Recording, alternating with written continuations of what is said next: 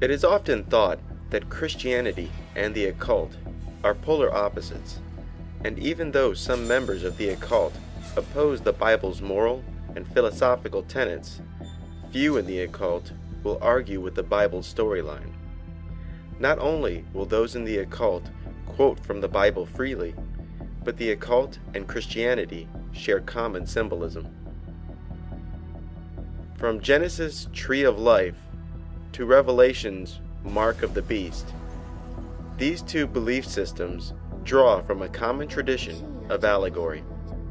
Because Christianity and the occult share a symbolic tradition, this documentary will examine biblical symbols from the perspective of the occult.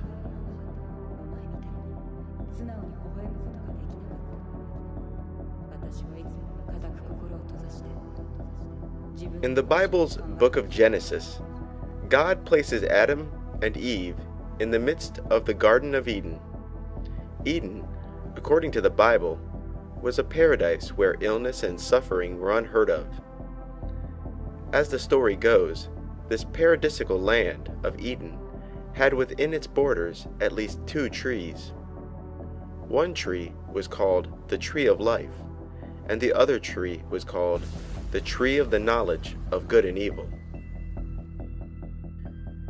It is said that God told Adam and Eve that he permitted the eating of the fruit which grew from the tree of life, but the fruit which grew from the other tree, the tree of the knowledge of good and evil, he did not permit the eating of.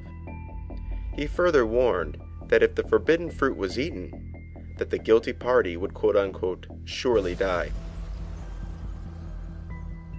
And the Lord God commanded the man, saying, Of every tree of the garden thou mayest eat freely, but of the tree of the knowledge of good and evil thou shalt not eat of it, for in the day that thou eatest thereof thou shalt surely die. The two tenants of the garden, Adam and Eve, did not heed this edict for too long. Into the garden crept a serpent who assured Eve that she was indeed free to eat from the tree of knowledge of good and evil, that she would not die, and that after eating the fruit, her eyes would be opened, and she would be remade as the gods, knowing good and evil. And the serpent said unto the woman, Ye shall not surely die, for God doth know that in the day ye eat thereof, then your eyes shall be opened, and ye shall be as gods, knowing good and evil. And when the woman saw that the tree was good for food, and that it was pleasant to the eyes, and a tree to be desired to make one wise, she took of the fruit thereof, and did eat, and gave also unto her husband with her, and he did eat. And the eyes of them both were opened, and they knew that they were naked. And they sewed fig leaves together, and made themselves aprons. According to the tale, the serpent told Eve the truth that her eyes would be opened by the forbidden fruit, but lied when he claimed that the fruit wouldn't kill her. After their disobedience, both Adam and his wife would be expelled from paradise and forced to live a life of toil and suffering east of the garden. Christians have long speculated the true meaning of this story, and some Christians were content in believing that the fruit and the story as a whole were literal. Even though modern Christians continue to speculate this story's meaning with less rigid interpretations, the occult perspective remains largely ignored. The Kabbalah, which is a set of ancient Hebrew texts, describe a framework of the universe which also contain two trees. The first of these trees is the tree of life, and the second tree is called the Qliphoth. According to Kabbalistic lore, the universe is composed of a series of dimensions, each called Sephirah, where energy that flows from the highest heaven slowly solidifies as it reaches each node until it arrives in the material world as matter. The roadmap for this descending energy is called the Tree of Life. Beginning at Kether, the highest knowable dimension, a pure and primal form of energy is given shape and polarity as it descends until finally reaching the physical world, called Malkuth. Malkuth, at the very bottom of the Tree of Life, is the material universe where humanity's day-to-day experiences take place. According to the Kabbalah, however, the whole of human experience is not limited to the material world, but also include the higher, more heavenly realms. It is said that the human physical body is nothing more than a mechanical perceiver for the higher and true selves. Between man and his true self, often called higher self or true will, lies two veils, and these two veils divide the consciousness of man into essentially two parts, his higher self and his lower self. The lower self represents humanity's primal and animal drives. It is here where man's ego and lusts can be found. Above the lower self can be found the higher self, and this higher self, which is often called one's guardian angel, represents man's divine nature. The whole situation can be likened to a video game. When playing a video game, two copies of oneself are brought into existence. The first copy is the true you, your true self, the one sitting in a chair with controller in hand. The second copy, your lower self, often called your lower will or ego, is the one inside the video game, jumping, shooting, and ducking inside the 3D computer-generated world. The video game version of yourself is nothing more than a perceiver for your true self, whose flesh cannot exist inside the electronic confines of a computer game. There is, however, another tree in the Kabbalistic garden, the Qliphoth. The Qliphoth, sometimes called the Tree of Knowledge of Good and Evil by modern occultists, is an underworld of demons. The Qliphoth is said to be identical to the Tree of Life, where it exists below Malkuth. This infernal tree is said to be ruled by the fallen angel Samael, who is the Kabbalistic equivalent to Satan from the Bible. It is the Tree of Life, along with its counterpart, the Qliphoth, that is the origin of the concept of 7 hells and 7 heavens.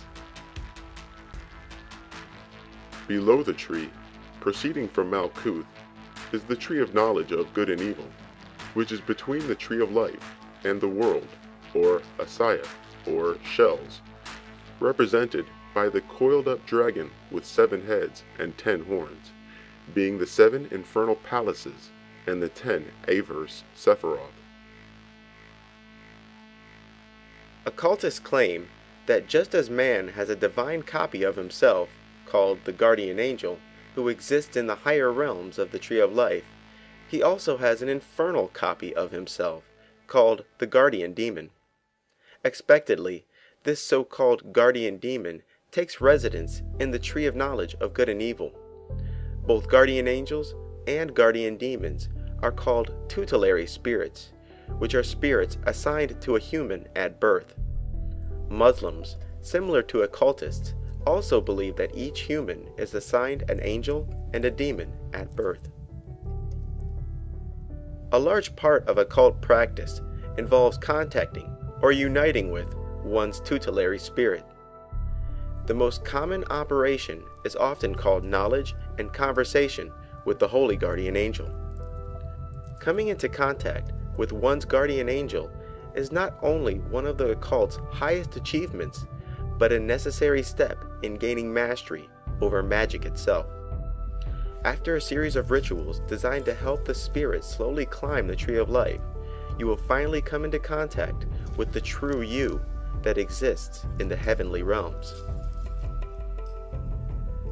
After achieving unity with one's tutelary spirit, the magician not only experiences ever-increasing psychic and intellectual ability, but most importantly, true illumination.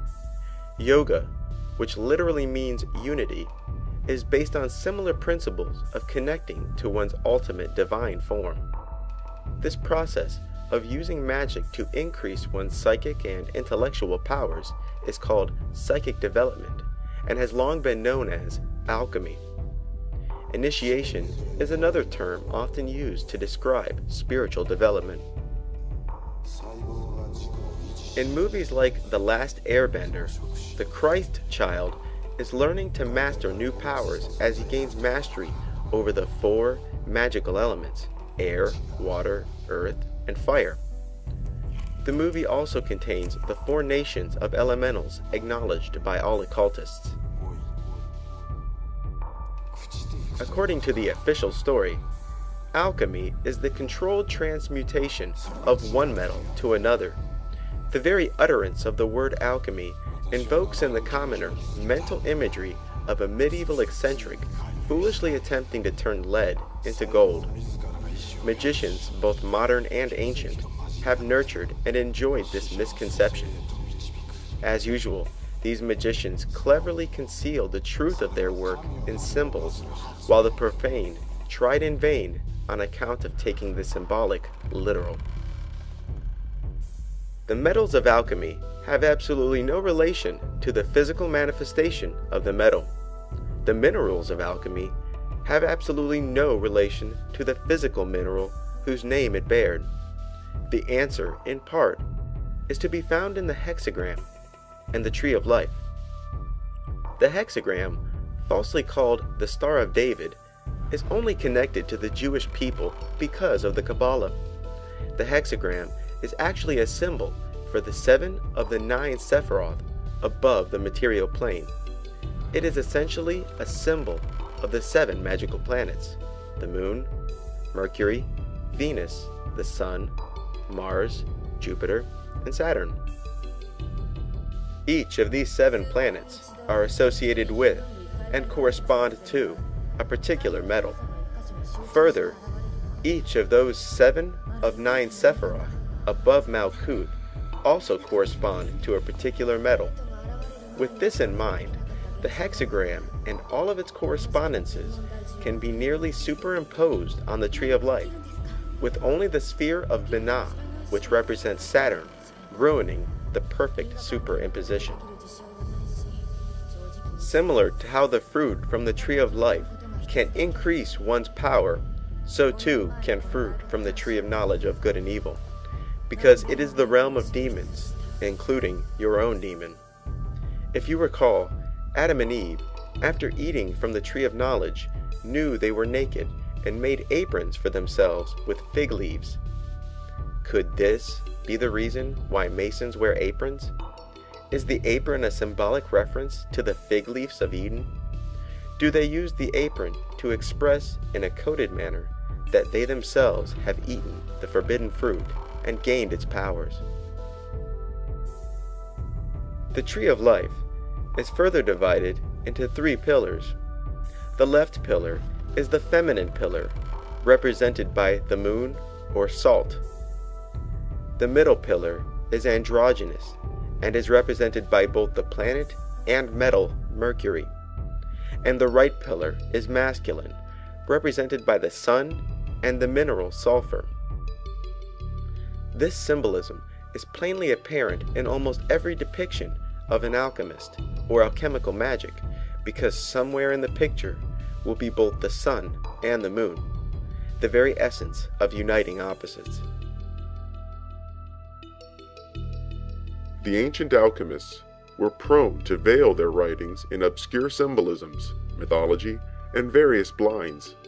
In this case, the principle of sulfur is not common sulfur or brimstone.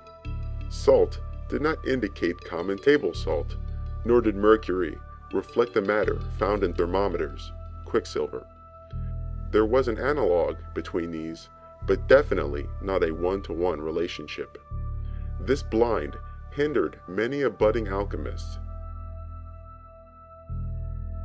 The cover for the book Self-Initiation into the Golden Dawn Tradition says a mouthful with eyes to see. Below, a man blindfolded, being led by a white rabbit through 2 pillars and a long journey in the darkness, finally reaching the illuminated peak of the holy mountain, clearly symbolized by the unification of opposites. The picture brings to mind Alice following the white rabbit and falling into the rabbit hole, or even Neo from the movie The Matrix. In the movie, Neo is contacted by the rebels of the machines and told that the white rabbit will lead him to the truth of the Matrix. And similar to guardian angel lore, Neo is freed from his blindness and awakens to discover his true self, his true body. Like the example I illustrated earlier, Neo learns he was simply playing a video game the whole time. Both white and black magicians put great emphasis on gaining contact with one's holy guardian angel. Aleister Crowley, the most famous magician of the 20th century, made perfectly clear the importance of unity with one's holy guardian angel. It should never be forgotten for a single moment that the central and essential work of the magicians is the attainment of the knowledge and conversation of the holy guardian angel. Once he has achieved this, he must of course be left entirely in the hands of that angel, who can be invariably and inevitably relied upon to lead him to the further great step, crossing of the abyss and the attainment of the grade of the Master of the Temple. Aleister Crowley, along with most magicians, both modern and ancient, believed that without acquiring contact with one's guardian angel, the practitioner would be left wide open to endless deceptions from the spirit world. Aleister Crowley, who himself was a black magician and Satanist, makes an interesting remark regarding the difference between white magic and black magic. As was said at the opening of the 2nd chapter, the single supreme ritual is the attainment of the knowledge and conversation of the holy guardian angel. It is the raising of the complete man in a vertical straight line. Any deviation from this line tends to become black magic. Any other operation is black magic. Most black magicians revel in muddying the lines between right and wrong, white magic and black magic. Even white magicians claim that the difference between white magic and black magic is solely based on the intention of the practitioner. But Aleister Crowley, in his book Magic in Theory and Practice, makes a rather all-encompassing statement regarding the line between. Here, he suggests that any magic, regardless of intention or desired outcome, is black magic if it is not in pursuit of attaining knowledge of one's guardian angel. Case closed. According to Crowley's definition, even the most benign love spells are classified as black magic. It is indeed interesting that Crowley's comment would parallel the edict given to man in the Garden of Eden, that the only thing that is truly permitted is eating from the tree of life. The movie Gamer depicts in a subtle way contact with one's true self. In the movie, real humans who are strictly confined to a gaming environment are puppeted by other people who exist outside the gaming environment. During the movie, the puppet and the puppeteer finally have a direct conversation.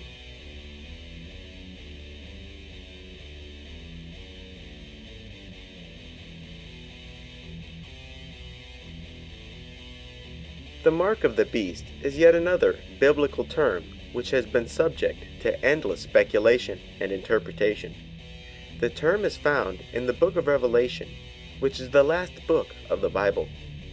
The Bible suggests that there will come a time when the Antichrist, also called the beast, will force all people to bear his mark, or his name, or the number of his name, in order to buy or sell goods.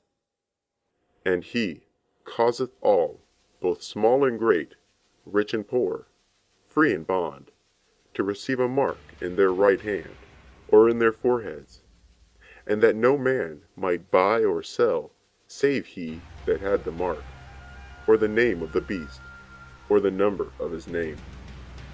Here is wisdom. Let him that hath understanding count the number of the beast, for it is the number of a man, and his number is 666. Because of its obscurity, this single passage has produced endless hours of speculation, and most of this speculation is in regards to the mark of the beast, rather than the means by which people will wear the name of the beast, or the number of the beast, which is 666. The occult, like many Christian prophecy speculators, have given the actual mark of the beast more attention than the method by which people will one day be forced to wear the name or number of the Antichrist. The mark of the beast, outside of occult circles, is commonly interpreted as a new kind of monetary exchange where computer chips serve as a form of identity in a cash-free society. This interpretation, where the mark of the beast is a computer chip embedded into one's body, is not, however, shared by members of the occult. In occult circles, the mark of the beast, sometimes called the mark of the devil or the mark of Cain, is a power granted by the devil which allows those with the mark to shapeshift from humans to hideous creatures. The most common description of those who are endowed with the mark of the beast parallel what are often called werewolves or lichens. It is said that the mark of the beast is the darkest form of spiritual alchemy, where those who desired it were forced to bargain their eternal souls to Satan. After being endowed with the mark of the beast, the individual can shapeshift at will. Those who claim to have been given the mark of the beast describe it as a form of self-deification, where they rise above the limits of human clay and are reborn in the image of the devil. The reason that the mark of the beast is also called the mark of Cain is that members of Satanism freely connect biblical Cain with the Antichrist, and further, they associate the mark that Cain was given with the mark of the beast itself. In the Bible, Cain, who was said to be the firstborn son of Adam and Eve, killed his brother Abel, after which God placed a mark on Cain and sent him away from his family. This mark placed on Cain was not only punishment, but prevented other people from killing him. Behold, thou hast driven me out this day from the face of the earth, and from thy face shall I be hid, and I shall be a fugitive and a vagabond in the earth. And it shall come to pass that everyone that findeth me shall slay me. And the Lord said unto him, Therefore whoever slayeth Cain, vengeance shall be taken upon him sevenfold. And the Lord set a mark upon Cain, lest any finding him should kill him. And Cain went out from the presence of the Lord, and dwelt in the land of Nod, on the east of Eden. The occult not only associates Cain and the mark placed upon him with the Antichrist and his mark, but also claim that Cain was in fact the son of Satan and the whore of Babylon, or Satan and Eve, rather than the son of Adam and Eve. Equinox, an Aleister Crowley publication, states, "Their prince is Lams, Samael, the angel of poison and of death. His wife is the harlot, or woman of whoredom, and united they are called the beast. Thus the infernal trinity is completed, which is, so to speak, the averse and caricature of the supernal creative one. Samael is considered to be identical with Satan. In the first place, there is again the woman riding on the bull, which is the reflection of Babylon that rideth on the beast. And also there is an Assyrian legend of a woman with a fish, and also there is a legend of Eve and the serpent, for Cain was the child of Eve and the serpent, and not Eve and Adam. And therefore, when he had slayed his brother, who was the first murderer, having sacrificed living things to his demon, had Cain the mark upon his brow, which is the mark of the beast spoken of in the Apocalypse, and is the sign of initiation." Michael W. Ford, a modern satanic author, makes similar connections between Cain, his mark, and the Antichrist. "I conjure thee, Cain, who is the earthly devil, who is the master of spirits, encircle and awaken within my flesh, my blood, my mind. By thy depths of which I will walk herein, shall I become reborn, in the name and mark of the devil, whom I swear my spirit unto. I am myself the Redeemer and the bringer of the infernal pact, which holds no bounds nor mortal strain, yet my desires shall be filled by the eye within the blackened triangle. You will never be able to turn back from the path, as the lonely path of godhood shall be marked upon your brow as the mark of Cain. As you are shadow, allow yourself to grow close to this infernal king and enter his essence. Open your astral eyes as this shadow, and understand you may take any form you wish. You are vampire, incubus, set-like, and immortal in essence. You become as Ahriman, the infernal king who shapes the world according to his desire. You may communicate and seek various points of congress with all goetic spirits in the dreaming plane. Your gate is the dream. This is the Sabbat body of which you shall go forth. Lilith drank the blood of man, and bred her children from their seed, taken from nocturnal congress with those sleeping. Desert travelers were drained of life, and their children were given to her vampiric children to grow strong. Lilith opened the gates of Arazura, called the secret place, and the great shadow Ahriman came before me. I took the mark of the beast, and Lilith's mark, being the bloodied coal. Lilith taught me the arts of the vampire, and prepared my spirit and flesh to walk between the world. The true mark of Ahriman was given, and I passed between the light to the shadows. Upon waking in the sand, I could face again the sun, yet see equally as well in moonlight. I mark myself with the kiss of the devil, that I may transform in spirit unto the phantom shade of night. I shall become the wolf. The spirit takes the form that it so desires at the moment, joins with familiars and other demonic forms, and goes forth to a place which centralizes the imagination in an infernal sense. The devil is by this standard a mirror of the liberated mind, awaiting confirmation of self-belief and the desire to becoming something else. Remember, throughout history, the devil has always been a shapeshifter. No common form may stay for too long. Cain is the first sorcerer and shapeshifter who drifted from his tribe to become as God. He in turn was taught witchcraft and sorcery deeper by his spiritual mother, Lilith. It was soon after that Cain would wander the earth forever in spirit form, through the blood and psyche of his initiates, and manifest through their deeds and work. The touch of Azazel brings a fire to the clay, which then allows that genius to shape his flesh in dream and waking according to his desire. The Necronomicon, a book commonly thought of as the fictional tales of H.P. Lovecraft, also contain a reference to the shapeshifters who bear the mark of the beast. Know, fifthly, that the worshippers of Tiamat are abroad in the world, and will give fight to the magician. Lo, they have worshipped the serpent from ancient times, and have always been with us.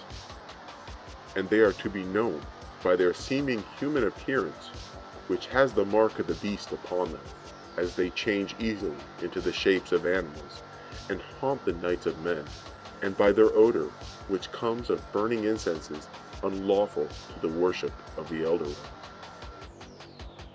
Even if you believe the Necronomicon to be complete fiction, what is important here is the context by which the reference to the mark of the beast was used.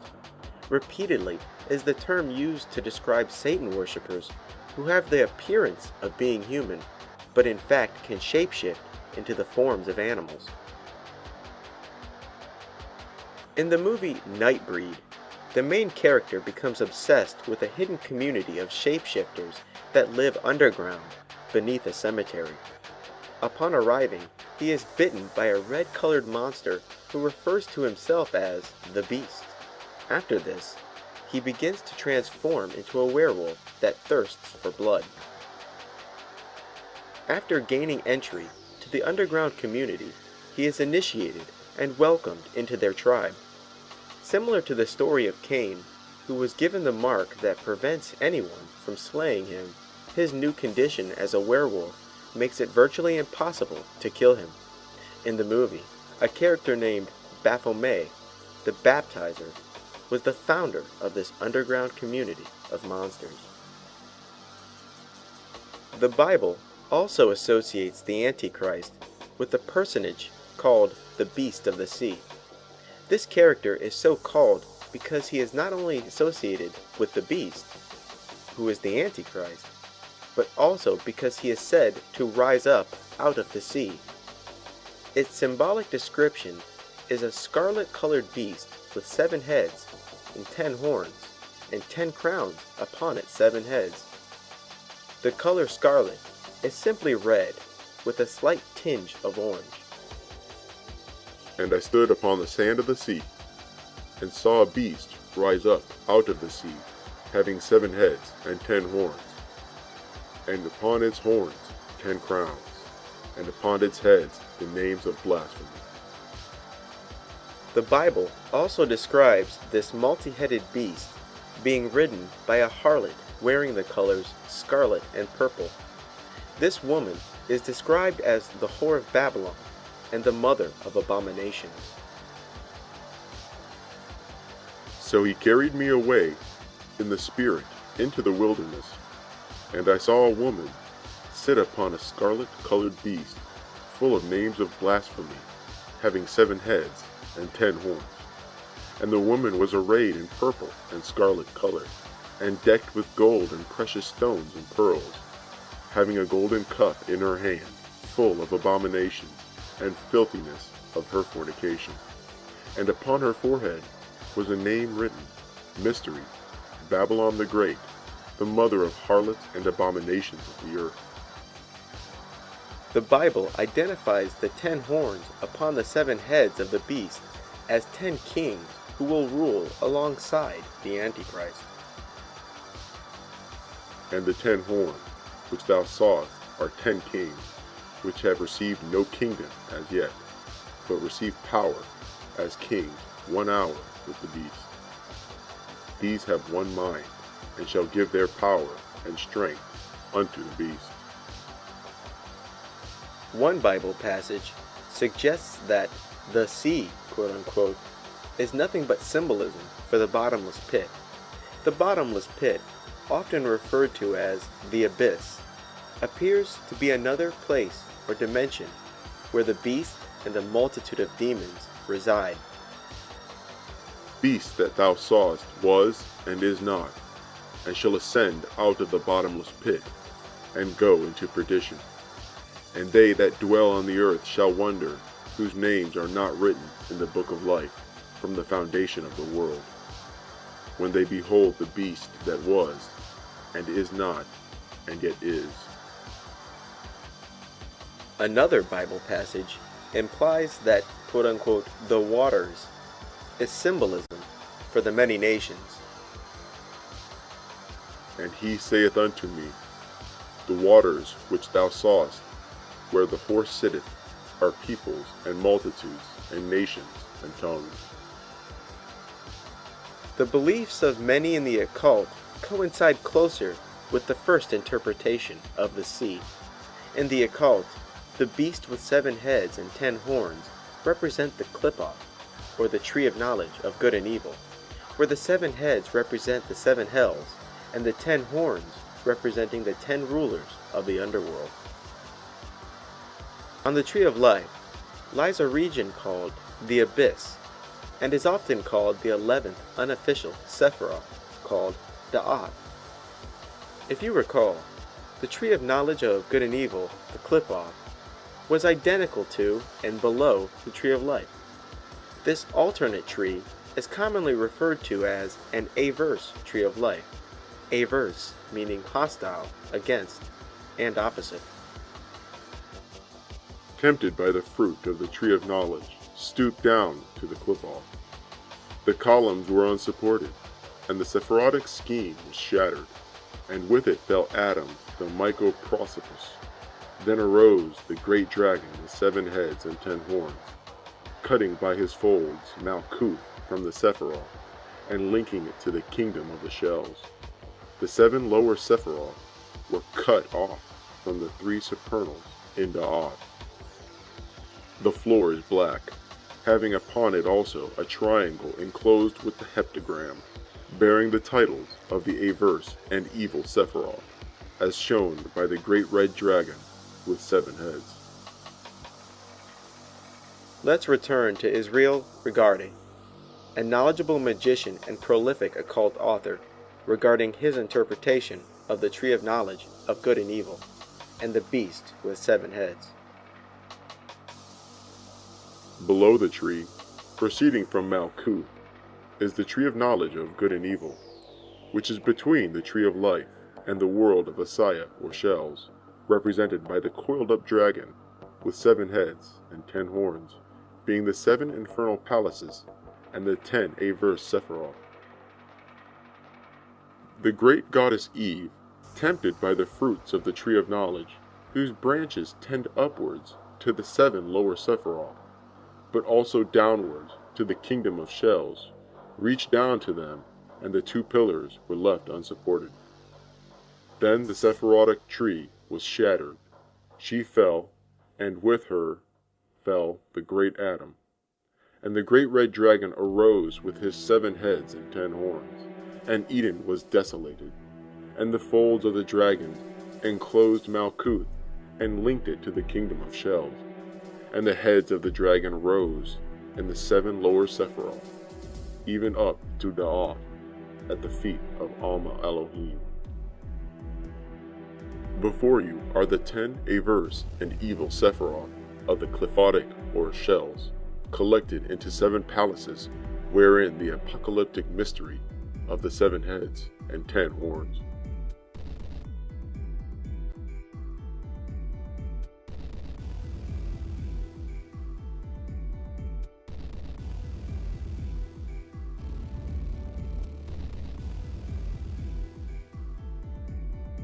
The Whore of Babylon, like the Mark of the Beast, has itself received endless speculation and interpretation from Christian prophecy speculators. And like the beast himself, the Whore of Babylon has often been equated with a nation, church, or some other human power structure. The most common of these speculations is that the Whore of Babylon represents the Catholic Church and, predictably, This interpretation is shared by many of those who are not Catholic but Protestant, most notably the Seventh-day Adventists. Catholics, meanwhile, claim that the Whore of Babylon is in fact the city of Jerusalem, citing the great Jewish power which has risen in recent times. Jehovah's Witnesses declare that all other forms of Christendom is part of the apostate religion of Babylon the Great. Here is what the Bible says about the Whore of Babylon. So he carried me away in the spirit into the wilderness, and I saw a woman sit upon a scarlet-colored beast, full of names of blasphemy, having 7 heads and 10 horns. And the woman was arrayed in purple and scarlet color, and decked with gold and precious stones and pearls, having a golden cup in her hand, full of abominations and filthiness of her fornication. And upon her forehead was a name written, Mystery, Babylon the Great, the mother of harlots and abominations of the earth. And I saw the woman drunken with the blood of the saints, and with the blood of the martyrs of Jesus. And when I saw her, I wondered with great admiration. And the angel said unto me, Wherefore didst thou marvel? I will tell thee the mystery of the woman, and of the beast that carrieth her, which hath the 7 heads and 10 horns. Babylon the Great is described as an entity or city which is drunk from the blood of the saints and rules over the kings of the earth and uses sorcery to do so. It is also said that the beast which she rides upon will one day betray her and destroy her. Adding to the respectable list of interpretations for this most lambasted entity, the occult interprets the whore in a similar fashion as it interprets the beast, a singular, particular being with a power structure beneath it.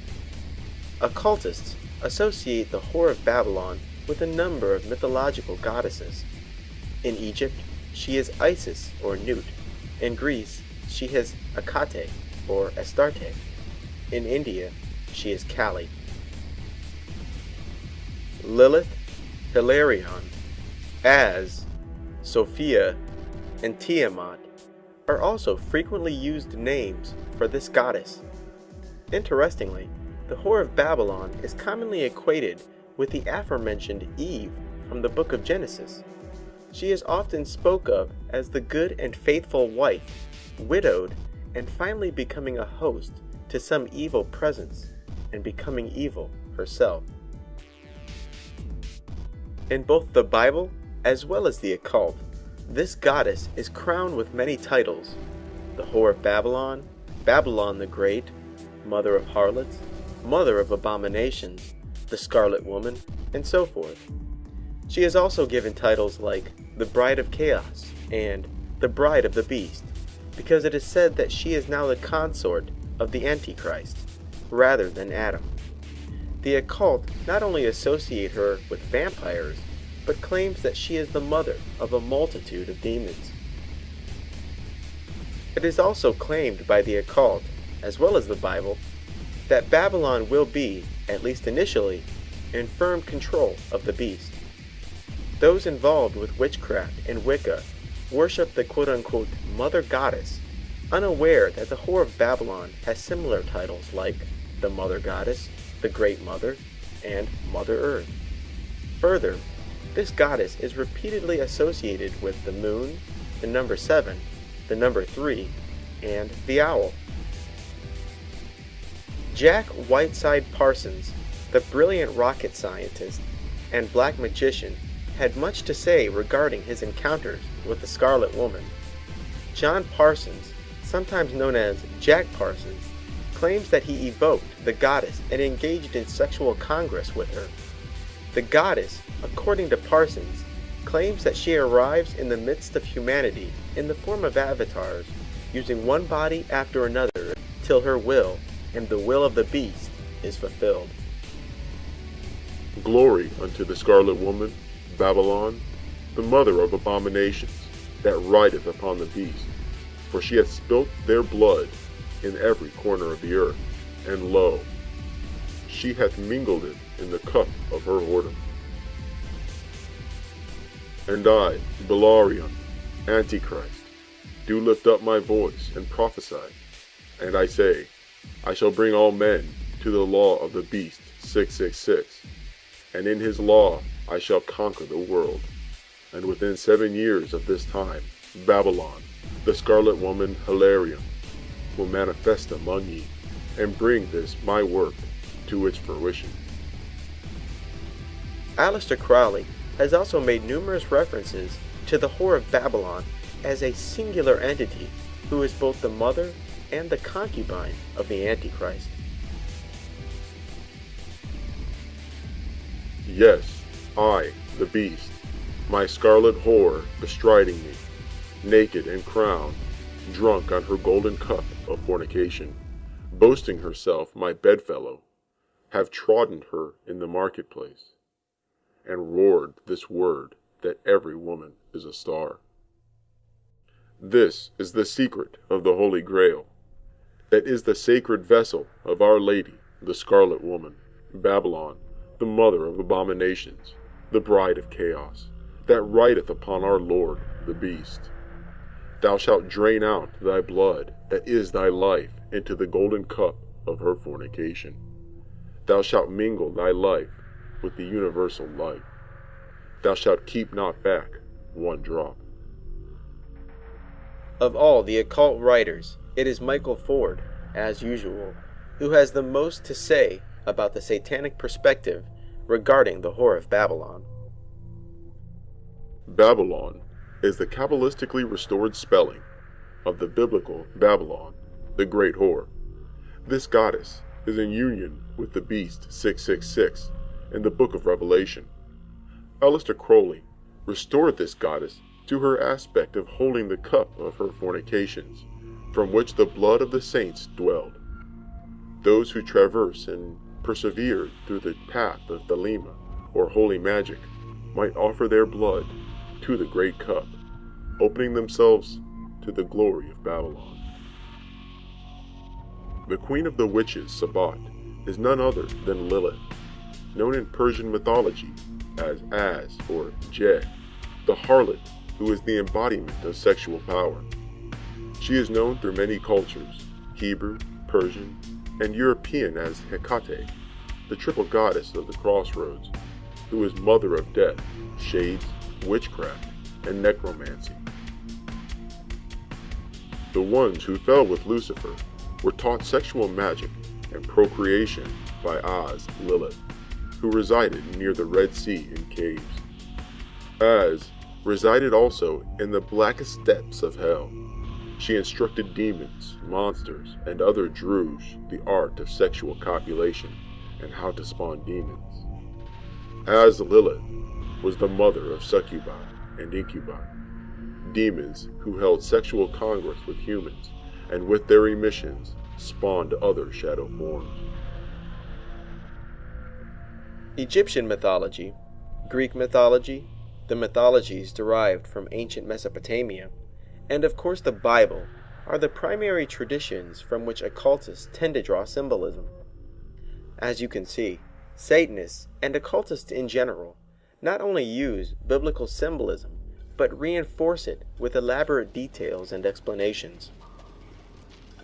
In fact, it is those involved with natural magic, like Wicca, that are most likely to disregard the biblical tradition, whereas white magicians and black magicians who practice ritual magic acknowledge the Bible as a viable source of practical information, debating only the Bible's philosophical principles. In this regard, can Christianity and Satanism be thought of as opposite sides of the same coin?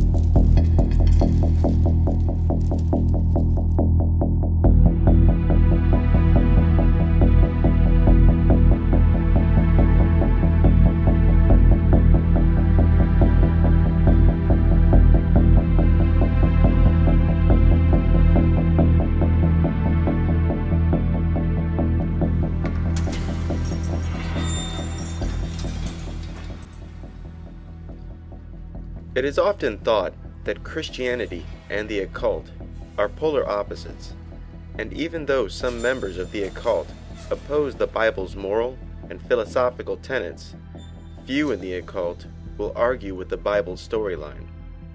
Not only will those in the occult quote from the Bible freely, but the occult and Christianity share common symbolism.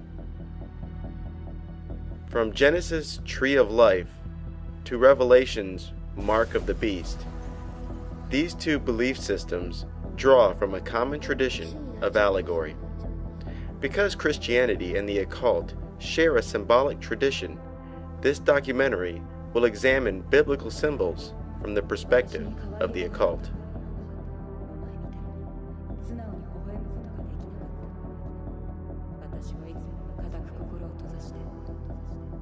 In the Bible's book of Genesis, God places Adam and Eve in the midst of the Garden of Eden.